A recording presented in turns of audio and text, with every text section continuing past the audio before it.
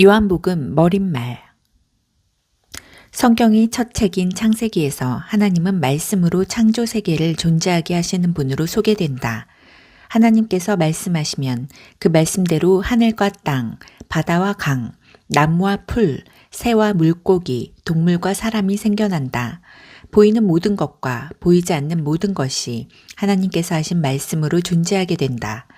요한은 창세기의 여는 말과 유사하게 하려는 의도에서 말씀으로 구원을 이루시는 분으로 하나님을 소개한다. 처음에 그 말씀이 계셨다. 그 말씀은 하나님과 함께 계셨고 하나님도 그 말씀과 함께 계셨다. 그 말씀이 곧 하나님이셨다.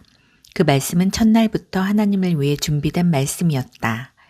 이번에는 하나님의 말씀이 예수의 인격 속에서 사람의 모습을 입고 역사 속으로 들어온다.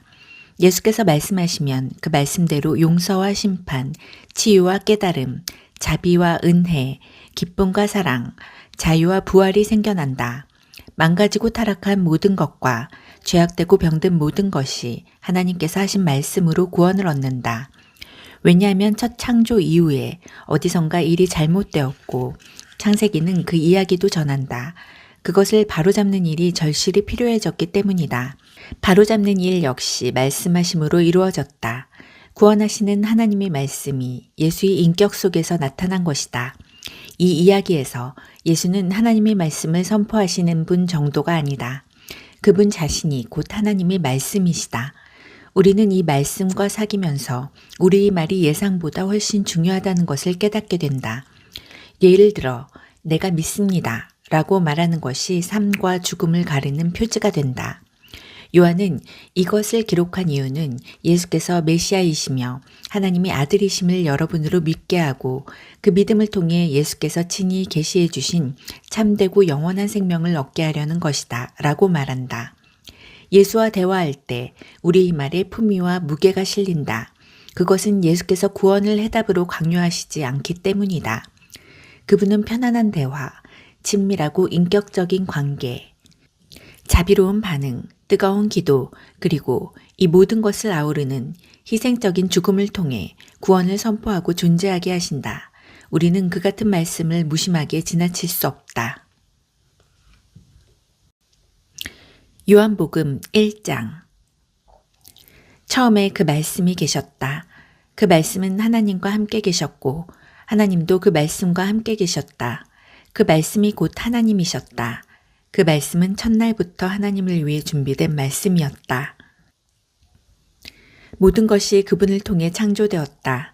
그분 없이 창조된 것은 단 하나도 없었다.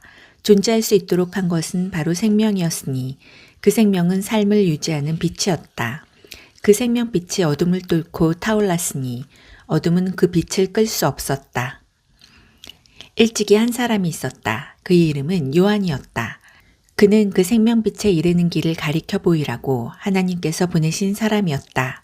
그가 온 것은 어디를 보고 누구를 믿어야 할지를 모든 사람에게 보여주기 위해서였다. 요한 자신은 그 빛이 아니었다. 그는 그 빛에 이르는 길을 보여주려고 온 사람이었다. 그 생명빛은 참된 빛이었다.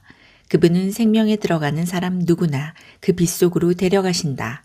그분이 세상에 계셨고 세상이 그분을 통해 존재했지만 세상은 그분을 알아보지 못했다. 그분이 자기 백성에게 오셨지만 그들은 그분을 원치 않았다. 그러나 그분을 원했던 이들, 그분이 스스로 말씀하신 그분이며 말씀하신 대로 행하실 분이라고 믿은 이들은 누구나 그들이 참된 자, 곧 하나님의 자녀가 되게 해주셨다. 이들은 피로 난 자도 아니고 육체로 난 자도 아니며 성관계로 난 자도 아닌 하나님에게서 난 사람들이다.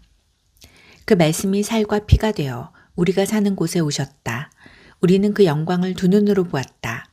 단 하나뿐인 그 영광은 아버지 같고 아들 같아서 안팎으로 두루 충만하고 처음부터 끝까지 참된 영광이었다.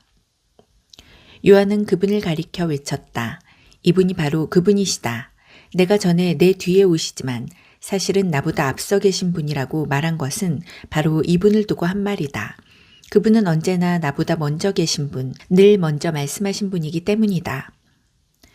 우리 모두는 그분이 충만한 은혜, 끊임없이 베푸시는 선물의 의지에 살아간다. 우리가 기본적인 것은 모세에게서 받았지만 이 풍성한 주고받음, 이 끝없는 암과 깨달음, 이 모든 것은 메시아 예수를 통해 받았다. 이제까지 하나님을 본 사람, 어렴풋하게라도 그분을 본 사람은 없었다. 아버지의 심장에 계신 분, 단 하나뿐인 하나님의 모습이신 그분께서 하나님을 대낮처럼 분명하게 드러내 보이셨다. 예루살렘의 유대인들이 제사장과 관리들을 요한에게 보내어 그가 누구인지 물어보았을 때 요한은 아무것도 숨기지 않았다. 그는 그 질문을 얼버무려 넘기지 않고 사실 그대로 말했다. 나는 메시아가 아니다. 그들이 다그쳐 물었다. 그렇다면 누구란 말이오? 엘리야요? 아니다. 예언자요? 아니다. 그들은 화를 내며 말했다. 그렇다면 누구란 말이오? 우리를 보낸 이들에게 전해줄 답변이 필요하오. 무엇이라도 좋으니 당신 자신에 대해 좀 알려주시오. 나는 하나님을 위해 길을 곧게 하라고 광야에서 외치는 소리다. 나는 예언자 이사야가 선포한 일을 행하는 것이다. 요한에게 질문한 사람들은 바리새인들이 보낸 이들이었다. 이제 그들은 자신들이 궁금해하던 질문을 던졌다. 당신이 메시아도 아니고 엘리야도 아니고 예언자도 아니라면 세례는 왜 주는 겁니까? 요한이 대답했다. 나는 물로 세례를 줄 뿐이다. 그러나 너희 가운데 너희가 알아보지 못하는 한 분이 서 계신다. 그분은 내 뒤에 오시지만 내 다음 가는 분이 아니시다. 나는 그분이 겉옷을 들고 있을 자격조차 없는 사람이다. 이것은 요한이 세례를 주던 요단강 건너편 베다니에서 나눈 대화였다. 이튿날 요한은 예수께서 자기에게 오시는 것을 보고 큰 소리로 말했다. 이분이 하나님의 유월절 어린 양이시다. 세상 죄를 용서하시는 분이다. 내가 전에 내 뒤에 오시지만 사실은 나보다 앞서 계신 분이라고 말한 이가 바로 이분이다. 나는 이분이 누구신지 전혀 알지 못했다. 내가 아는 것은 이분이 하나님을 계시하시는 분이심을 알아보도록 이스라엘을 준비시키는 것이 내 임무라는 것뿐이었다. 그래서 내가 여기에 와서 물로 세례를 주는 것이다. 너희를 말끔히 씻기고 너희 삶에서 죄를 씻어내어 너희로 하여금 하나님과 함께 새 출발을 하게 하려는 것이다. 요한은 자신의 증언을 이 말로 매듭지었다. 나는 성령께서 비둘기처럼 하늘에서 내려와 이분 안에 편히 머무시는 것을 보았다. 다시 말하지만 내가 이분에 대해 아는 것은 물로 세례를 주라고 내게 권한을 주신 분께서 너는 성령이 내려와 한 분 위에 머무는 것을 보게 될 텐데 바로 그가 성령으로 세례를 줄 것이다. 라고 말씀하신 것뿐이었다. 나는 정확하게 그 일이 일어나는 것을 보았고 그래서 너희에게 말하는 것이다. 이분이 하나님의 아들이신 것에는 조금도 의심이 여지가 없다. 이튿날 요한이 두 제자와 함께 자기 일터에 있다가 예수께서 근처를 지나가시는 것을 보고 말했다. 하나님의 유월절 어린 양이시다. 두 제자는 요한의 말을 듣고 예수를 따라갔다. 예수께서 고개를 돌려 그들을 보시고 말씀하셨다. 무엇을 찾느냐? 그들이 말했다. 랍비님, 어디에 묵고 계십니까? 랍비는 선생이라는 뜻이다. 예수께서 대답하셨다. 와서 직접 보아라.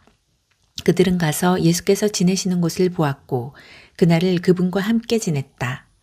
늦은 오후에 일어난 일이었다. 요한의 증언을 듣고 예수를 따라간 두 사람 중 하나는 시몬 베드로의 동생 안드레였다. 그가 예수께서 지내시는 곳을 확인하고 나서 맨 먼저 한 일은 자기 형 시몬을 찾아가 우리가 메시아를 만났다고 알린 것이었다. 메시아는 곧 그리스도다. 그는 즉시 시몬을 예수께로 인도했다. 예수께서 시몬을 쳐다보시고 말씀하셨다. 너는 요한의 아들 시몬이 아니냐? 이제부터 내 이름은 게바다. 게바는 베드로, 곧 바위라는 뜻이다. 이튿날 예수께서 갈릴리에 가기로 하셨다. 예수께서 갈릴리에 도착해 빌립과 마주치셨다. 예수께서 말씀하셨다. 가자, 나를 따라오너라. 빌립의 고향은 벳세다였다. 그곳은 안드레와 베드로의 고향이기도 했다. 빌립이 가서 나다나엘을 만나 이렇게 말했다. 모세가 율법에 기록하고 예언자들이 전해준 그분을 우리가 만났습니다. 그분은 요셉의 아들 예수라는 분인데 나사렛에서 오셨어요. 나다나엘이 말했다. 나사렛이라고요? 설마 농담이겠지요. 그러나 빌립은 이렇게 말했다. 와서 직접 보세요. 예수께서 나다나엘이 오는 것을 보시고 말씀하셨다. 저 사람은 참된 이스라엘 사람이다. 그에게는 거짓된 구석이 하나도 없다. 나다나엘이 말했다. 어떻게 그런 생각을 하셨습니까? 저를 모르시지 않습니까? 예수께서 대답하셨다. 빌립이 너를 이곳으로 부르기 오래전에 내가 무화과 나무 아래에 있는 것을 보았다. 나다나엘이 큰 소리로 말했다. 랍비님, 선생님은 하나님의 아들이시며 이스라엘의 왕이십니다. 예수께서 말씀하셨다. 내가 무화과 나무 아래에 앉아 있는 것을 내가 보았다고 해서 믿는 것이냐? 그것은 아무것도 아니다. 이 일이 끝나기 전에 너희는 하늘이 열리고 하나님의 천사들이 인자 위에 오르내리는 것을 보게 될 것이다. 요한복음 2장. 사흘 후에 갈릴리 가나 마을에서 결혼식이 있었다.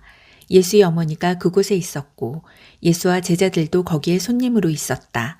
결혼잔치에 포도주가 떨어져 가자 예수의 어머니가 예수께 말했다. 포도주가 거의 바닥났구나. 예수께서 말씀하셨다. 어머니, 그것이 어머니와 내가 관여할 일입니까? 지금은 나이 때가 아닙니다. 재촉하지 마십시오.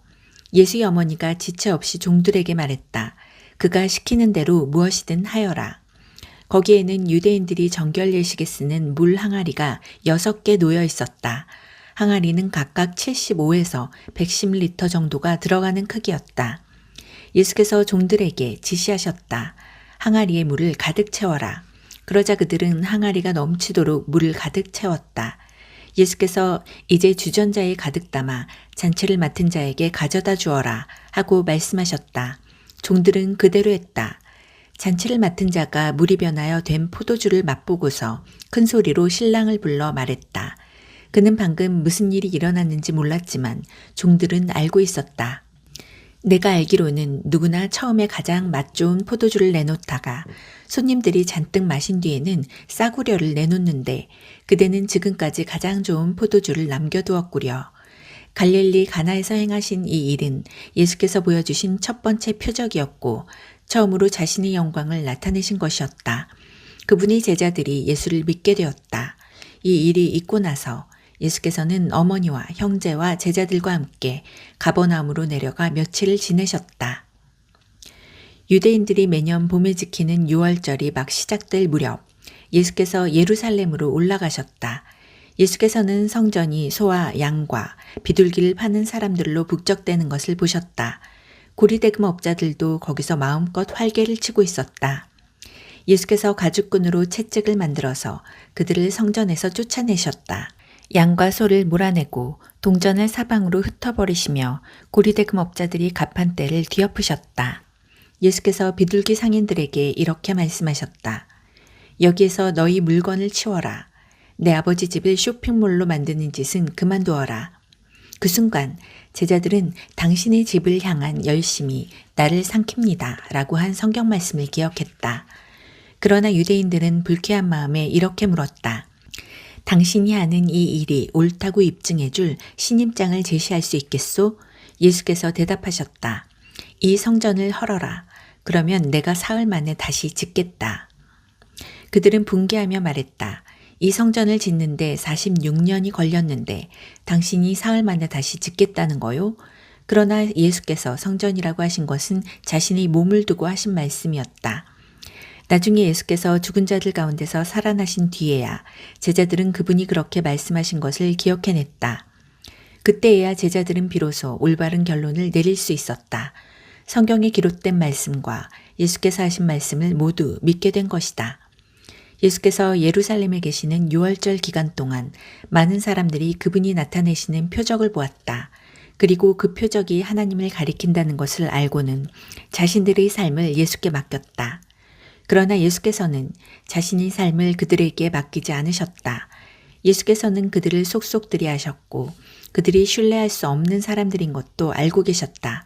예수께서는 아무런 도움 없이도 그들을 훤히 꿰뚫어 보고 계셨던 것이다. 요한복음 3장.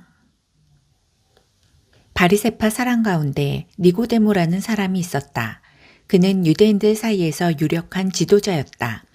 하루는 그가 밤늦게 예수를 찾아와서 말했다. 라삐님, 우리 모두는 선생님이 하나님께로부터 직접 오신 분이라는 것을 알고 있습니다. 하나님이 관여하지 않으시면 아무도 선생님이 하시는 일, 곧 하나님을 가리켜 보이고 하나님을 계시하는 일을 할 수 없습니다. 예수께서 말씀하셨다.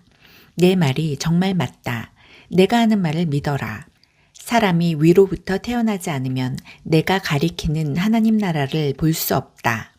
니고데모가 말했다. 이미 태어나서 다 자란 사람이 어떻게 다시 태어날 수 있겠습니까? 어머니 배에 들어가서 다시 태어날 수는 없습니다. 위로부터 태어난다고 하신 말씀이 도대체 무슨 뜻입니까? 예수께서 말씀하셨다. 너는 귀 기울여 듣지 않는구나. 다시 말해주겠다. 사람은 누구나 근본적인 창조 과정을 거쳐야 한다. 태초에 수면 위를 운행하시던 성령을 통한 창조, 보이는 세계를 움직이는 보이지 않는 세계, 새로운 생명으로 들어가게 이끄는 세례, 이 과정들이 없으면 하나님 나라에 들어갈 수 없다. 아기를 예로 들어 설명하겠다. 태어난 아기는 다만 얘가 볼 수 있고 만질 수 있는 몸만 가지고 있을 뿐이다. 그러나 그 몸 안에 형성되는 인격은 내가 절대로 볼 수도 없고 만질 수도 없는 것, 성령으로 빚어져 살아있는 영이 되는 것이다. 바로 이러한 과정을 말하는 것이다. 그러니 너는 위로부터 태어나야 한다는 말, 곧 이 세상의 가치로부터 떠나야 한다는 내 말에 놀라지 마라. 너는 바람이 부는 방향을 예측할 수 없다는 것을 잘 알 것이다. 너는 나무 사이를 스치는 바람의 소리는 듣지만 그 바람이 어디서 와서 어디로 가는지는 모른다. 하나님의 바람, 곧 하나님의 영을 힘입어 위로부터 태어난 사람도 다 그와 같다. 니고데모가 물었다. 그 말이 무슨 뜻입니까? 어떻게 그런 일이 일어날 수 있습니까? 예수께서 대답하셨다. 너는 이스라엘의 존경받는 선생이면서 이런 기본적인 것도 모르느냐? 잘 들어라. 진리를 있는 그대로 일러주겠다. 나는 경험으로 아는 것만 말한다. 나는 내 두 눈으로 본 것만 증언한다. 얻어 들은 말이나 전해 들은 말은 하나도 없다. 그러나 너는 증거를 직면해서 받아들이기는커녕 이런저런 질문으로 꾸물거리고 있구나. 손바닥 보듯 뻔한 사실을 말해도 내가 믿지 않는데 내가 보지 못하는 하나님의 일을 내가 말해봐야 무슨 소용이 있겠느냐.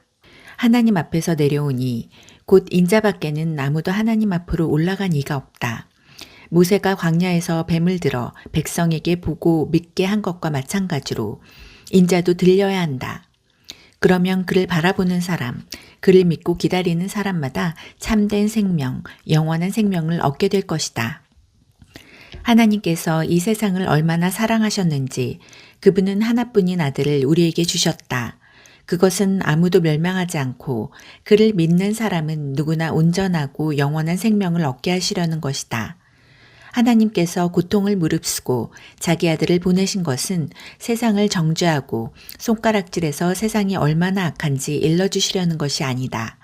아들이 온 것은 세상을 구원하고 다시 바로잡으려는 것이다. 누구든지 아들을 신뢰하는 사람은 죄를 용서받지만 아들을 신뢰하지 않는 사람은 이미 오래전에 사형 선고를 받았으면서도 그것을 모르는 사람이다. 하나뿐인 하나님의 아들을 알고도 그가 믿지 않았기 때문이다. 너희가 처한 위기 상황은 이러하다. 빛이신 하나님께서 세상 안으로 들어오셨지만 사람들은 어둠을 찾아 달아났다. 그들이 어둠을 찾아 달아난 것은 하나님을 기쁘시게 해드리는 일에 관심이 없었기 때문이다.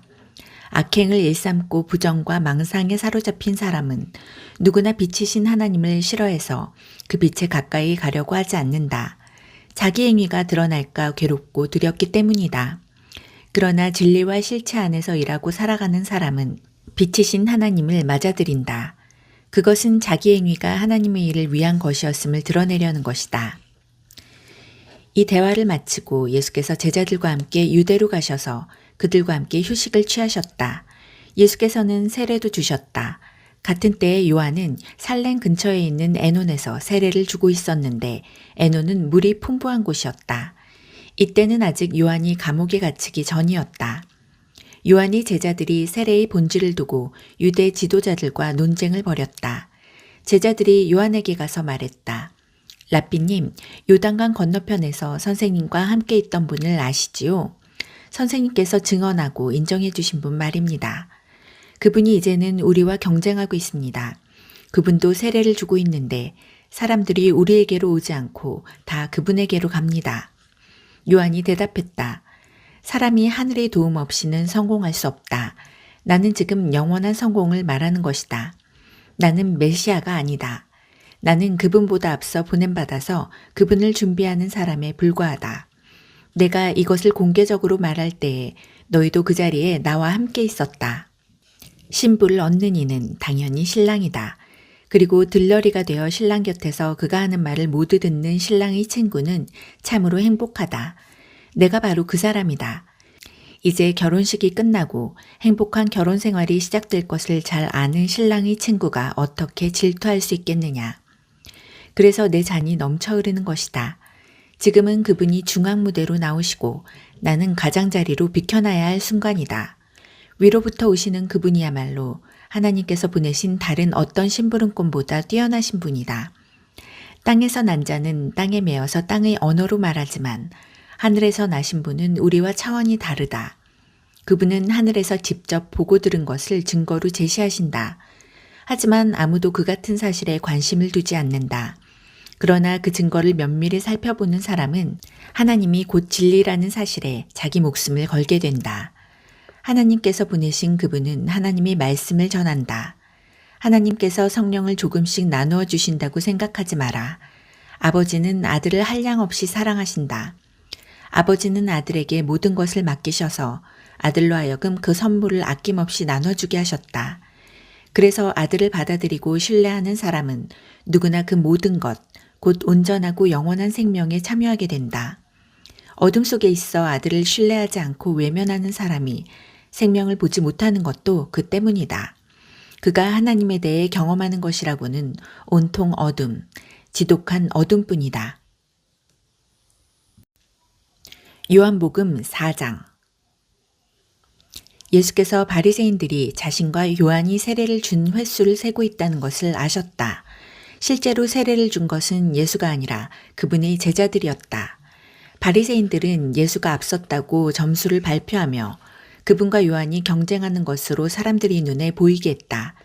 그래서 예수께서 유대를 떠나 다시 갈릴리로 가셨다. 갈릴리로 가려면 사마리아를 가로질러 가야 했다. 예수께서 사마리아의 수가라 하는 마을에 이르셨다. 수가는 야곱이 자기 아들 요셉에게 준 땅과 맞닿아 있었는데 야곱의 우물이 아직 거기 있었다. 여행으로 지친 예수께서 우물가에 앉으셨다. 때는 정오 무렵이었다. 한 사마리아 여자가 물을 기르러 나왔다. 예수께서 그 여자에게 말씀하셨다. 나에게 물 한 모금 줄 수 있겠느냐. 제자들은 점심거리를 사러 마을에 가고 없었다. 사마리아 여자가 당황해하며 물었다. 당신은 유대인이면서 어떻게 사마리아 여자인 나에게 물을 달라고 하십니까?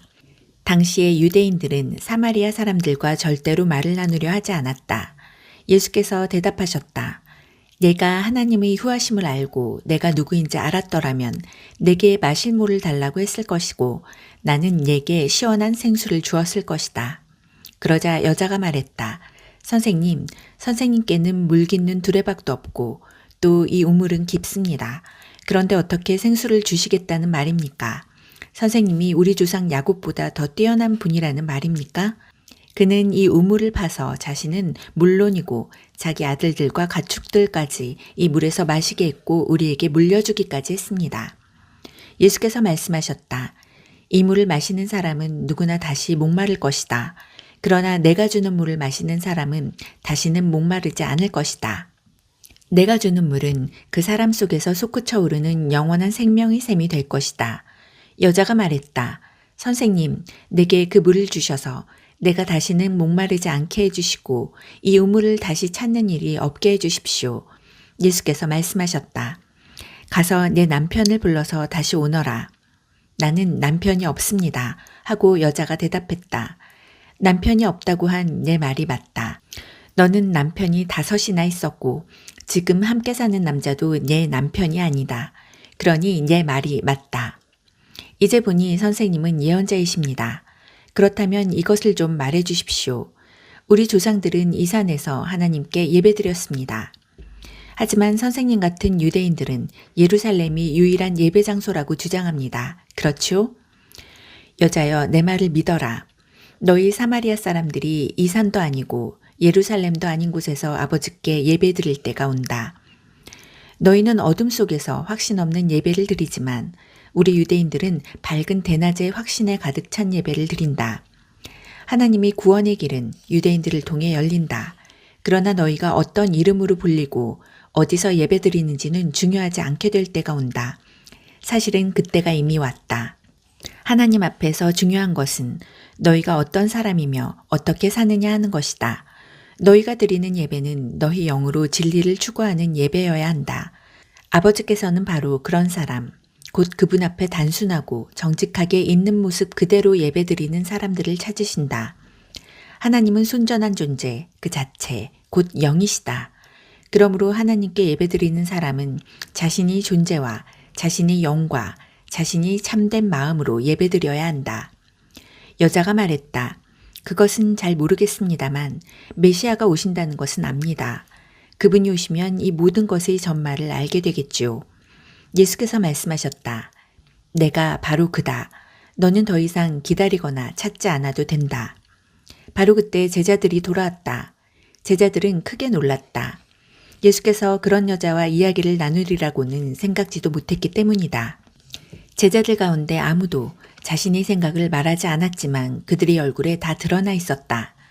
여자는 눈치를 채고 자리를 떴다. 어찌나 당황했던지 물동이까지 두고 갔다. 여자는 마을로 돌아가서 사람들에게 말했다. 내가 한 일을 다 알고 있는 사람이 있습니다. 와보세요. 그분은 나를 속속들이 아십니다. 혹시 그분이 메시아가 아닐까요? 그래서 그들은 예수를 직접 보러 나갔다. 그 사이에 제자들이 예수께 음식을 권했다. 랍비님 드십시오. 안 드시겠습니까? 예수께서 제자들에게 말씀하셨다. 나에게는 너희가 알지 못하는 음식이 있다. 제자들은 누가 그분께 먹을 것을 가져다 드리기라도 한 걸까? 하고 어리둥절해했다. 예수께서 말씀하셨다. 나를 살게 하는 음식은 나를 보내신 분의 뜻을 행하고 그분이 시작하신 일을 마무리 짓는 것이다. 지금 너희가 주위를 둘러본다면 넉 달쯤 지나야 추수할 때가 되겠다고 말하지 않겠느냐? 내가 너희에게 말한다. 눈을 떠서 눈앞에 무엇이 있는지 똑똑히 보아라. 이 사마리아 밭들은 곡식이 무르익었다. 추수할 때가 된 것이다. 추수하는 사람은 기다리는 법이 없다. 그는 자기 삭슬 받고 영원한 생명을 위해 무르익은 곡식을 거두어 들인다. 이제 씨 뿌리는 사람과 추수하는 사람이 서로 어깨동무를 하고 기뻐하게 되었구나. 한 사람은 씨를 뿌리고 다른 사람은 거두어 들인다 하는 말이 과연 맞는 말이다. 나는 너희가 일구지 않은 밭으로 너희를 보내 추수하게 했다.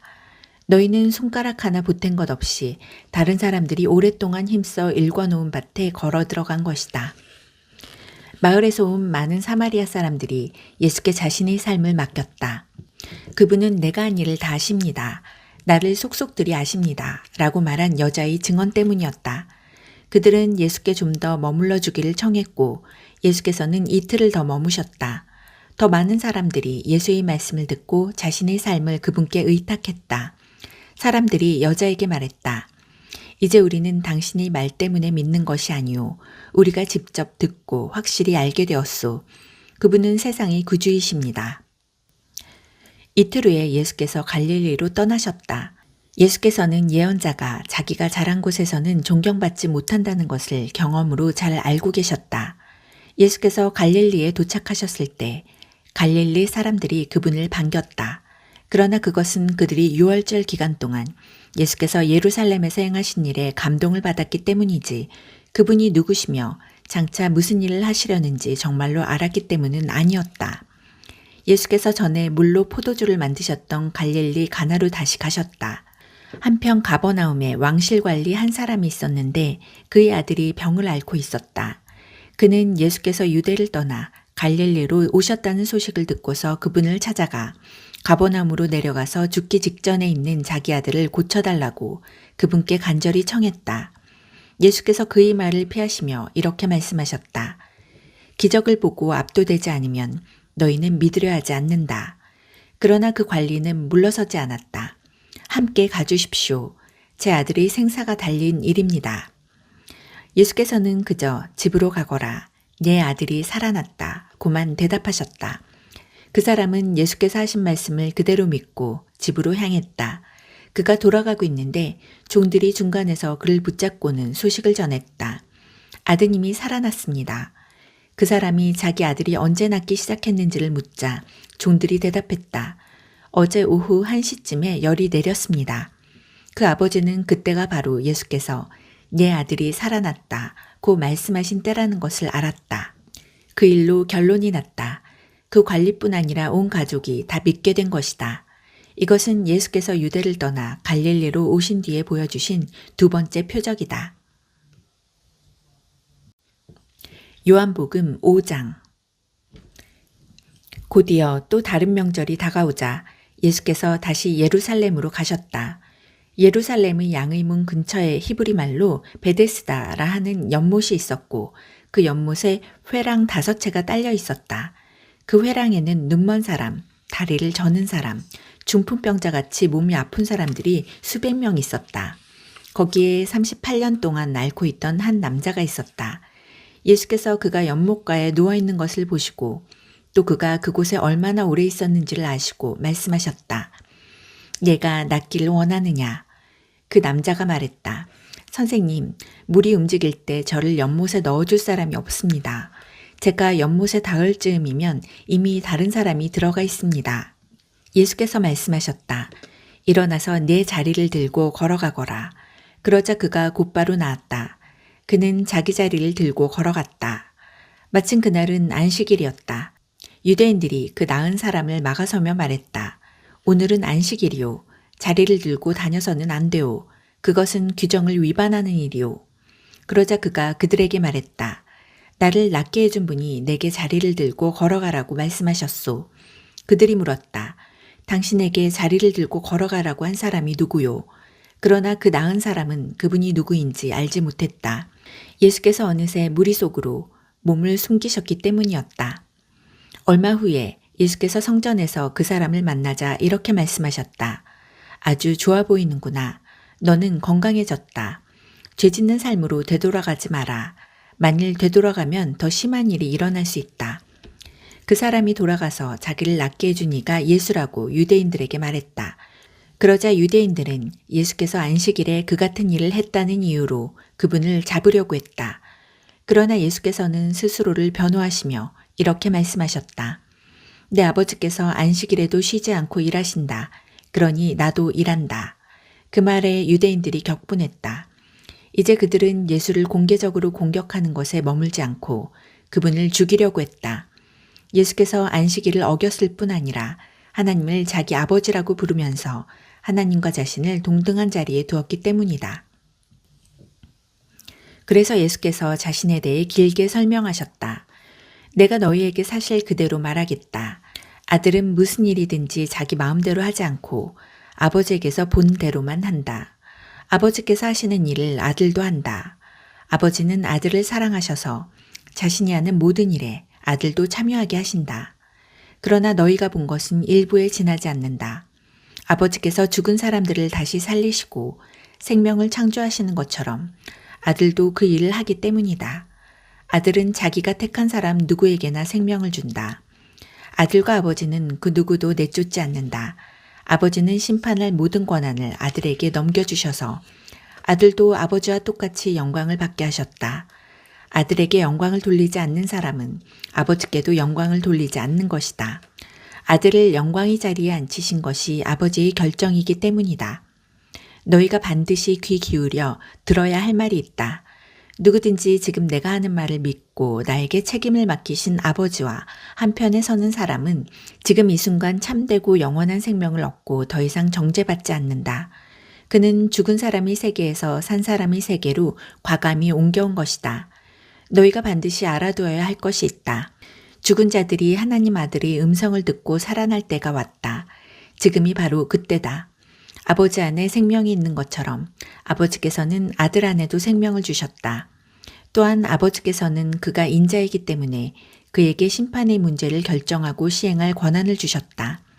이 모든 말에 그렇게 놀랄 것 없다. 죽어서 땅에 묻힌 모든 사람들이 그의 음성을 들을 때가 온다.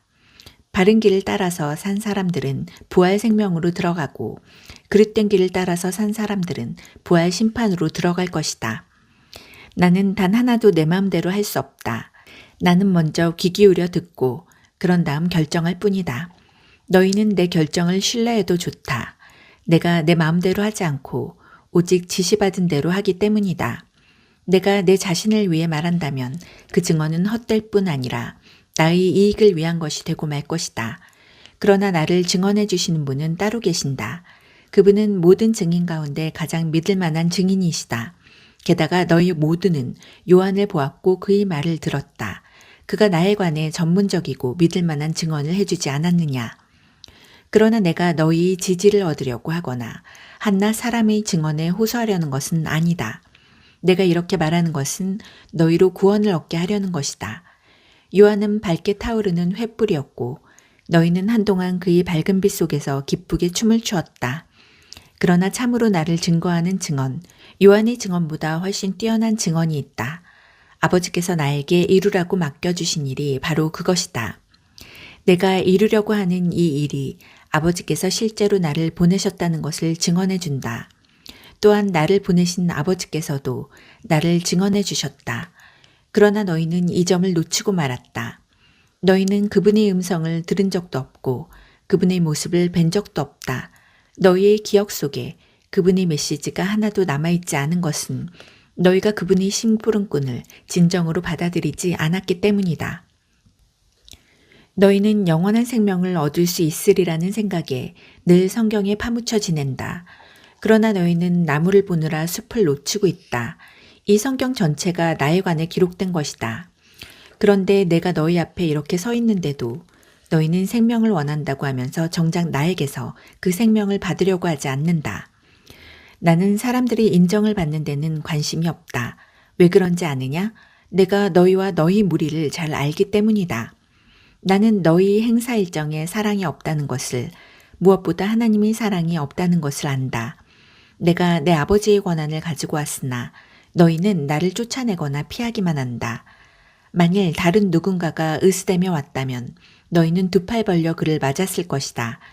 너희가 서로 자리 다툼을 벌이고 경쟁자들보다 상석에 앉으려 하고 하나님을 무시하는 데 시간을 더 허비하면서 어떻게 하나님과 함께하는 곳에 이르기를 기대하느냐. 그러나 내가 내 아버지 앞에서 너희를 고발할 것이라고는 생각하지 마라. 너희를 고발할 이는 너희가 그토록 의지하는 모세다. 너희가 모세의 말을 진실로 믿었더라면 나를 믿었을 것이다. 그가 기록한 것이 나를 두고 한 것이기 때문이다. 너희가 그의 기록도 진정으로 받아들이지 않는데 어떻게 내 말을 진정으로 받아들일 것이라고 기대할 수 있겠느냐. 요한복음 6장. 2일 후에 예수께서 갈릴리 디베라라고도 하는 바다 건너편으로 가셨다. 큰 무리가 그분을 따라갔다. 그것은 그들이 예수께서 병자들에게 행하신 기적을 보고 거기에 매료되었기 때문이었다. 건너편에 이르자 예수께서 언덕에 올라가 앉으셨고 제자들은 그분 주위에 둘러앉았다. 마침 유대인들이 해마다 지키는 유월절이 다가오고 있었다. 예수께서 눈을 들어 큰 무리가 와 있는 것을 보시고 빌립에게 말씀하셨다. 우리가 어디에서 빵을 사서 이 사람들을 먹일 수 있겠느냐. 이렇게 말씀하신 것은 빌립의 믿음을 자라게 하기 위해서였다.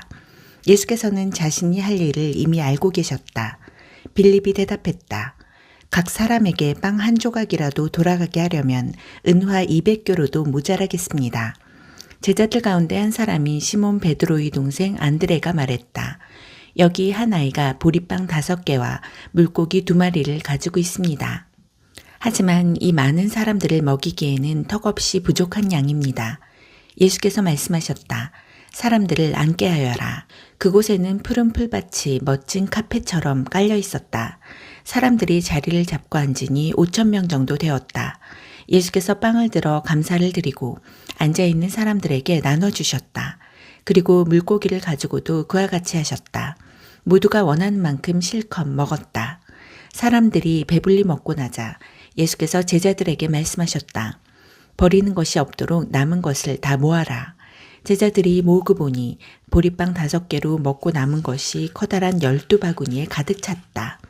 사람들은 예수께서 행하신 이 일로 인해 하나님께서 자기들 가운데서 일하고 계심을 알았다. 그들은 말했다. 이분은 분명 그 예언자다. 하나님의 예언자가 바로 이곳 갈릴리에 오신 것이다. 예수께서는 열광한 그들이 자기를 붙들어다가 왕으로 삼으려는 것을 아시고 그 자리를 빠져나와 다시 산으로 올라가서 혼자 계셨다. 저녁 때가 되자 제자들이 바닷가로 내려가 배를 타고 바다 건너편 가버나움으로 향했다. 날이 아주 저물었는데 예수께서는 아직 돌아오지 않으셨다. 큰 바람이 불어 바다에 거센 물결이 일었다. 제자들이 4-5km쯤 갔을 때 예수께서 바다 위를 걸어 배 가까이 다가오시는 모습이 보였다. 제자들이 소스라치게 놀라자 예수께서 그들을 안심시키며 말씀하셨다. 나다. 괜찮으니 두려워 마라. 그러자 제자들이 예수를 배 안으로 모셨다. 어느새 그들은 자신들이 가려고 했던 지점에 정확히 이르렀다. 이튿날 뒤에 남은 무리는 배가 한 척밖에 없던 것과 예수께서 그 배에 제자들과 함께 타지 않으신 것을 알았다. 그분을 두고 제자들만 떠나는 것을 그들이 보았기 때문이다. 그때 디베랴에서 온 배들이 주님께서 축복하고 빵을 먹여주신 곳 근처에 정박해 있었다. 무리는 예수께서 그곳을 떠나 돌아오시지 않을 것을 알고는 디베랴에서 온 배들로 몰려가 올라타고서 예수를 찾아 가버나움으로 향했다. 그들이 바다 건너편에서 그분을 다시 뵙고는 말했다. 랍비님, 언제 여기로 오셨습니까? 예수께서 대답하셨다. 너희가 나를 찾아온 것은 내가 하는 일에서 하나님을 보았기 때문이 아니라 오히려 내가 너희를 배부르게 해주었기 때문이다. 그것도 내가 값없이 먹여주었기 때문이다. 너희는 그렇게 썩어 없어질 음식을 얻으려고 힘을 허비하지 마라. 너희와 함께 있을 음식, 너희 영원한 생명을 살찌게 하는 음식, 인자가 주는 음식을 위해 일하여라. 인자와 인자가 하는 일은 하나님 아버지께서 끝까지 보증해 주신다. 그러자 그들이 말했다. 우리가 하나님의 일에 참여하려면 무엇을 해야 합니까? 예수께서 말씀하셨다. 하나님께서 보내신 이에게 너희 삶을 걸어라. 그렇게 너희 자신을 걸 때에야 하나님의 일에 참여할 수 있다. 그들이 애매한 말로 비껴갔다. 선생님이 누구시며 어떤 일을 하시려는지 알 수 있도록 단서가 될 만한 것을 보여주시면 어떻겠습니까? 그러면 우리가 알아보고 나서 우리 삶을 걸겠습니다. 선생님이 무슨 일을 하실 수 있는지 보여주십시오. 모세는 광야에서 우리 조상들에게 빵을 먹게 해주었습니다. 성경에도 그가 그들에게 하늘에서 내려온 빵을 먹게 해주었다고 기록되어 있습니다. 예수께서 대답하셨다. 그 성경 말씀이 진정한 의미는 이렇다. 모세가 너희에게 하늘에서 내려온 빵을 주었다는 것이 아니라 지금 이 순간에 내 아버지께서 너희에게 하늘에서 내려온 빵, 곧 참된 빵을 주신다는 뜻이다. 하나님의 빵은 하늘에서 내려와 세상에 생명을 준다. 그들이 그 말씀을 듣고 반색하며 말했다. 주님, 그 빵을 지금부터 영원토록 우리에게 주십시오. 예수께서 말씀하셨다. 내가 바로 그 생명의 빵이다. 나와 한편에 서는 사람은 더 이상 굶주리지도 않고 목마르지도 않을 것이다. 내가 이것을 너희에게 분명히 말한 것은 너희가 내가 하는 일을 보았으면서도 참으로 나를 믿지 않기 때문이다. 아버지께서 내게 주시는 사람은 결국 다 내게로 달려올 것이다. 그가 나와 함께하면 내가 그를 붙잡고 놓지 않을 것이다. 내가 하늘에서 내려온 것은 일시적인 내 기분대로 하려는 것이 아니라 나를 보내신 분의 뜻을 이루려는 것이다. 나를 보내신 분의 뜻을 간단히 말하면 이렇다. 아버지께서 내게 맡기신 모든 일을 하나도 빠짐없이 이루고 마지막 날에 만물과 모든 사람을 바르고 온전하게 회복시키는 것이다. 아들을 보고서 그와 그가 하는 일을 신뢰하며 그와 한편에 서는 사람은 누구든지 참된 생명, 영원한 생명을 얻는다. 이것이 내 아버지께서 원하시는 것이다. 마지막 날에 그들을 일으켜 세워 살리고 온전하게 하는 것이 나의 일이다. 예수께서 내가 하늘에서 내려온 빵이다 라고 말씀하신 것 때문에 유대인들이 그분을 두고 말다툼을 벌였다. 이 사람은 요셉의 아들이 아닌가? 우리가 그의 아버지도 알고 그의 어머니도 알지 않는가? 그런데 어떻게 그가 나는 하늘에서 내려왔다고 말하며 그 말을 믿어주기를 바란단 말인가? 예수께서 말씀하셨다. 나를 두고 너희끼리 논쟁하지 마라. 이 세상의 책임자는 너희가 아니다. 나를 보내신 아버지가 책임자이시다. 아버지께서는 사람들을 내게로 이끌어 주신다. 너희가 내게 올 수 있는 방법은 오직 그 길뿐이다. 그때야 비로소 나는 사람들을 회복시키고 일으켜 세워 마지막 날을 준비하게 한다. 예언자들이 그때가 되면 그들 모두가 하나님께 직접 가르침을 받을 것이다 라고 한 것은 이 일을 두고 한 말이다. 누구든지 시간을 내서 아버지의 말씀을 듣는 사람, 정말로 귀 기울여 듣고 배우는 사람은 나에게로 와서 직접 가르침을 받는다. 자신의 두 눈으로 보고 자신의 두 귀로 듣는다. 그것은 내가 아버지께로부터 직접 가르침을 받기 때문이다. 아버지와 함께 있는 이 외에는 아무도 아버지를 본 사람이 없다. 그런데 너희는 나를 볼 수 있다. 이제 내가 너희에게 가장 중요하고 참된 진리를 말해주겠다. 누구든지 나를 믿는 사람은 참된 생명, 영원한 생명을 얻는다. 나는 생명이 빵이다. 너희 조상들은 광야에서 만나라는 빵을 먹고도 죽었다. 그러나 지금 여기에 너희와 함께 있는 빵은 정말로 하늘에서 내려온 빵이다. 누구든지 이 빵을 먹는 사람은 결코 죽지 않을 것이다.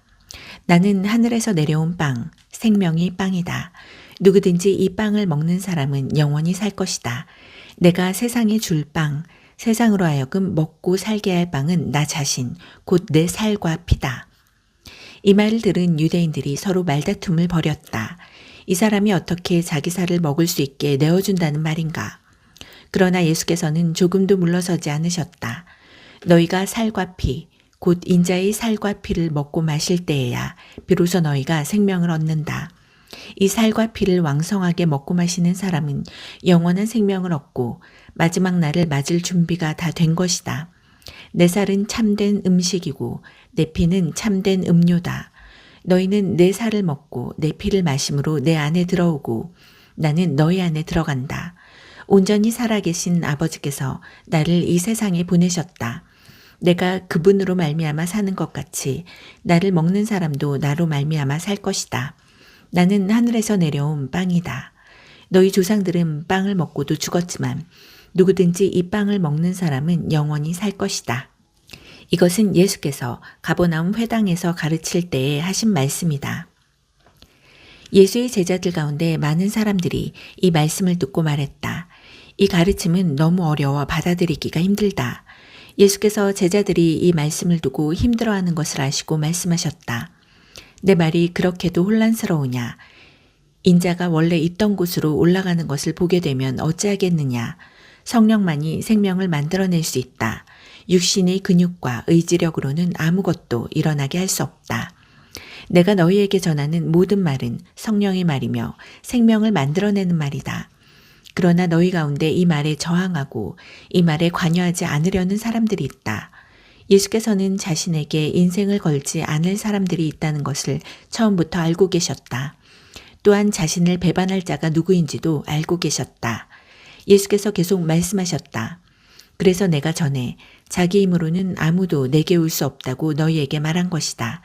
너희는 아버지께서 주시는 선물로만 내게 올 수 있다.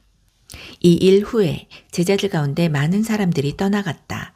그들은 더 이상 그분과 관련되기를 원치 않았다. 그러자 예수께서 12 제자에게도 기회를 주셨다. 너희도 떠나가려느냐? 베드로가 대답했다. 주님, 참된 생명, 영원한 생명의 말씀이 주님께 있는데 저희가 누구에게 가겠습니까? 저희는 이미 주님이 하나님이 거룩하신 분임을 확신하며 주님께 인생을 걸었습니다. 예수께서 대답하셨다. 내가 너희 12를 직접 뽑지 않았느냐? 그러나 너희 가운데 한 사람은 마귀다. 이는 예수께서 시몬 가룟의 아들 유다를 두고 말씀하신 것이다. 12 제자 가운데 한 사람인 이 자는 그때 이미 예수를 배반할 준비를 하고 있었다.